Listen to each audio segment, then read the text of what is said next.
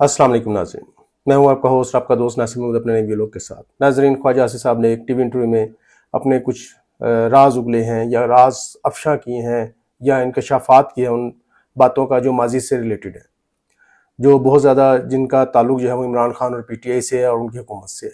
नाज़रीन, ख्वाजा आसिफ साहब ने कहा है कि अप्रैल 19 में हमसे पहला रब्ता कर लिया गया था एस्टेब्लिशमेंट की तरफ से, यानी कि जनरल बाजवा साहब की तरफ से, और पैगाम देने वाले ने कहा था कि वी आर रेडी और आप जो है वो अभी जो है वो पंजाब ले लें और जून में जो है वो जाकर आप जो है वो सेंटर ले लीजिएगा। लेकिन ख्वाजा से बकौल कि हमें इस तरह की कोई इंस्ट्रक्शन नहीं थी, तो हमने उनको इनकार कर दिया और हमने उनकी जो ऑफ़र थी वो रिफ्यूज़ कर दी। उसके बाद उन्होंने कहा कि हमसे जो है वो मार्च 21 में जो है वो रब्ता किया गया और फिर हमें यही ऑफ़र की गई, तो हमने फिर उनसे जो है वो उनकी जो ऑफ़र जो थी वो रिफ्यूज़ कर दी। अब अगर ये ख्वाजा आसिफ साहब की बात मान ली जाए तो नाज़रीन आप खुद सोचें कि इमरान खान की हुकूमत के ख़िलाफ़ साजिशें जो हैं वो बहुत अरसे से शुरू हो गई थी, बल्कि शुरू से ही शुरू हो गई थी। मतलब कि अगर 18 में उनके पास हुकूमत आई थी, अगस्त 18 में उनके पास हुकूमत आई थी, 19 के अप्रैल में जो है वो उनकी हुकूमत के ख़िलाफ़ यानी कि बात शुरू हो गई थी, और उसके बाद फिर 21 में और फिर 22 में और फिर आपके बाकी मामला आपको पता ही है, रजीम चेंज ऑपरेशन हो गया।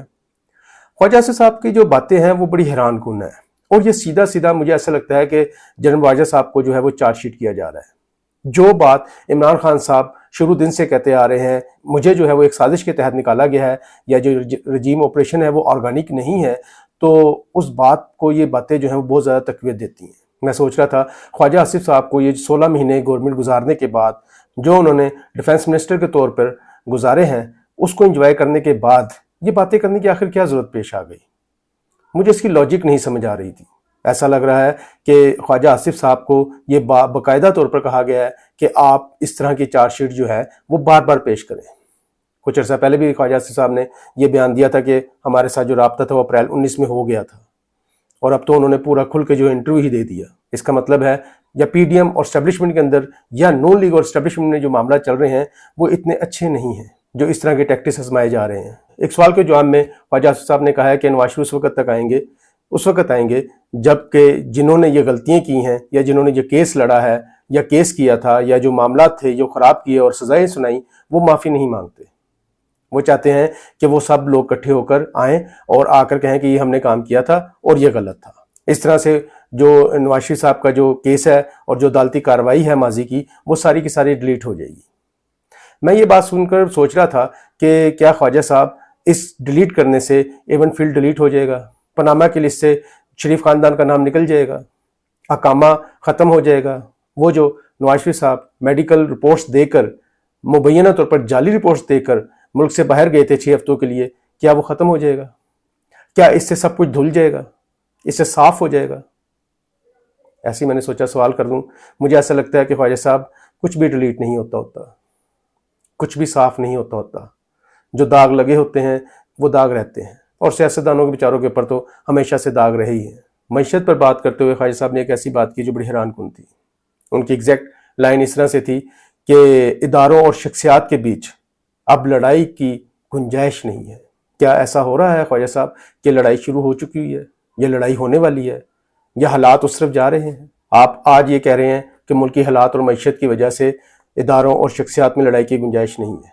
यही बात इमरान खान ने कही थी जब उनके रजीम चेंज ऑपरेशन की उनको पता चला था।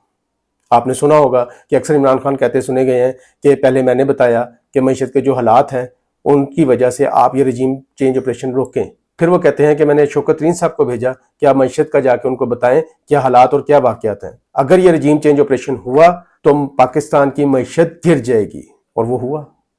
रजीम चेंज ऑपरेशन हुआ और पाकिस्तान की मईशत गिर गई। कुछ भी था उस वक्त पाकिस्तान में, जो पेट्रोल था वो 150 रुपये लीटर था, जो डॉलर था वो 178 रुपये पे था, जो चीनी थी वो 60 रुपये किलो थी, जो आटा था वो 50 रुपये किलो था। और आज कहाँ है? आज यही चीज़ें डबल ट्रिपल हो गई हैं। पेट्रोल 300 के करीब चला गया है, आटा 180 का हो गया है, चीनी 150 की हो गई है। तब तो किसी ने इमरान खान साहब की नहीं मानी। आपका ख्याल है कि आप ये मईशत और मुल्की हालात का कहकर इस लड़ाई को रोक लेंगे? अगर ये हो रही है, अल्लाह ना करे कि ऐसा वक्त आए, अल्लाह ना करे कि ये लड़ाई हो। मैं चाहता हूं कि पाकिस्तान के तमाम इदारे, तमाम स्टेक होल्डर एक जगह बैठकर पाकिस्तान के हक में फैसला करें। یہ میں نے اپنے پچھلے ہر ویلاگ میں کہا ہے، یہ پاکستان تبھی ترقی کرے گا جب سب مل کر بیٹھیں گے ایک جگہ اور پھر ملک کے لیے فیصلہ کریں گے، اپنی ذاتیات اور اپنے فائدوں کو بالکل ختم کر کے بیٹھیں گے، تب جا کر یہ ملک ترقی کرے گا۔ اور اس میں سب سٹیک ہولڈر بیٹھیں گے، اس میں اسٹیبلشمنٹ، اس میں عدلیہ، اس میں سیاستدان، بیوروکریٹ، جیسے کہ آج آپ نے ذکر کیا خواجہ آصف صاحب نے اپنے انٹرویو میں کہ بیوروکریٹ کو بھی چاہیے ملکی حالات کو دیکھتے ہوئے اپنی جو فیسلٹیز ہیں ان کو ریڈیوس کریں۔ بالکل کرنا چاہیے، ملک کے لیے ہر انسان کو قربانی دینی چاہیے۔ یہ صرف 22 کروڑ عوام کا حق نہیں ہے کہ وہ صرف ملک کے لیے قربانی دے۔ اس ملک میں بسنے والے، اس ملک سے کھانے والے، اس ملک سے کمانے والے، اس ملک میں رہنے والے ہر شخص کا فرض ہے کہ وہ ملک کے لیے قربانی دے۔ یہ رجیم چینج ہوا اور آپ وزیر دفاع بنے، اور آج آپ وزیر دفاع 14-15 مہینے گزارنے کے بعد آپ یہ کہہ رہے ہیں کہ ہمیں فلانے ٹائم جو ہے یہ آفرز ہو گئی تھی، اور پھر آپ کی آفرز کے حساب سے ہی یہ رجیم چینج ہو گیا۔ اس پر بڑا مزہ آیا مجھے ان اینکر پرسن کا سوال کے اوپر کہ انہوں نے بڑا مزیدار سوال کیا۔ پھر انہوں نے کہا کہ اس کا مطلب یہ ہوا کہ خواجہ صاحب یہ جو رجیم چینج تھا یہ آرگینک نہیں تھا۔ جی، آپ اپنی باتوں میں یہ ایڈمٹ کر گئے ہیں کہ یہ رجیم چینج آرگینک نہیں تھا، یہ ویسے ہی تھا جیسا کہ عمران خان کہتا ہے۔ آج آپ نے عمران خان کی باتوں کو ایک بار پھر سچ ثابت کر دیا۔ بڑے بھولے نکلے خواجہ صاحب، بڑے سادہ نکلے۔ مجھے نہیں پتا ان باتوں کے پیچھے آپ کا کیا مقصد ہے اور کیا مطلب ہے۔ اس سے آپ کی پارٹی کو فائدہ ہوگا یا اس سے آپ کسی کو چارج شیٹ کر رہے ہیں، مجھے نہیں پتا، لیکن آپ اپنی سادگی میں بہت کچھ کہہ گئے ہیں۔ ایک بڑا عجیب سا اچانک ان اینکر پرسن نے سوال کیا، تو اس پر خواجہ صاحب کا جو جواب تھا وہ میرے لیے حیران کن تھا۔ اینکر پرسن نے پوچھا کیا DGISI کی جو ایکسٹینشن ہے وہ ہو گئی ہے؟ تو خواجہ صاحب کہتے ہیں مجھے نہیں پتا۔ کیا ہو گیا خواجہ صاحب؟ یہ بات اینکر پرسن نے بھی کہی ہے کہ آپ کو نہیں پتا، آپ وزیر دفاع ہیں، تو آپ کو کیسے نہیں پتا کہ ایکسٹینشن ہوئی ہے کہ نہیں ہوئی ہے؟ اگر ہوئی ہے تب بھی آپ کو پتا ہونا چاہیے، اگر نہیں ہوئی ہے تب بھی آپ کو پتا ہونا چاہیے۔ مطلب مجھے سمجھ نہیں آتی ہمارے جو سیاستدان ہیں، جو ہمارے حکمران ہیں، وہ کس طریقے کی حکمرانی کر رہے ہیں۔ ان کو اپنے ہی قلم دان کی طاقت کا یا اس کے کرائیٹیریا کا نہیں پتا۔ اگر DGISI کی ایکسٹینشن نہیں ہوئی تب بھی آپ کو پتا ہونا چاہیے، اور اگر ہوئی ہے تب بھی آپ کو پتا ہونا چاہیے۔ مجھے آپ کے جواب سے بڑی حیرت ہوئی، بلکہ آپ مجھے یہاں پر بھی بہت زیادہ سادہ لگے۔ رجیم چینج کے حوالے سے خواجہ صاحب نے ایک اور بڑی مزداری کی بات کی، جو سمجھ لیں کہ اس کیا کہتے ہیں ویلاگ کی ٹیگ لائن بھی میں نے بنائی ہے کہ حالات کے جبر نے۔ تو اینکر پرسن نے کہا نہیں، عمران کے جبر نے۔ تو انہوں نے کہا ہاں وہی، کہ حالات کے جبر نے یا عمران کے جبر نے ہمیں مجبور کر دیا رجیم چینج آپریشن کا حصہ بننے پر۔ خواجہ صاحب آپ بہت سادہ ہیں۔ آنے والے الیکشنوں اور مستقبل کے بارے میں انہوں نے ایک باتوں میں بہت باریک سا اندیا دیا ہے، جو شاید بہت سارے اینکر پرسن ویلاگرز کی نظروں سے نہیں گزرا۔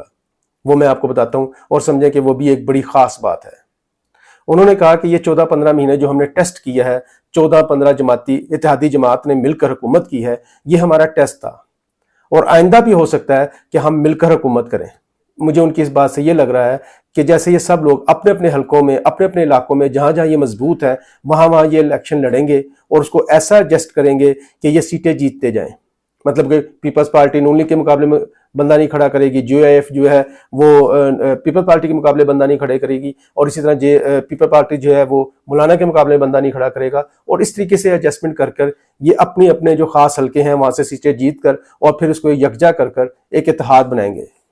شاید اس کا نام پھر سے PDM رکھ لیں یا کوئی بھی، لیکن اس اتحاد کو بنا کر یہ پھر سے حکومت بنانے کی کوشش کریں گے۔ لیکن یہاں پر ایک چیز رکاوٹ ہے، دیکھنا یہ ہوگا کہ عوام کا کیا موڈ ہے، عوام کیا چاہتی ہے، عوام کس کو ووٹ دے گی، عوام اس دن الیکشن والے دن کس کی قسمت کے اوپر اپنا ٹھپا لگائے گی، یہ دیکھنے والی بات ہے، اور فیصلہ بھی یہی بات کرے گی۔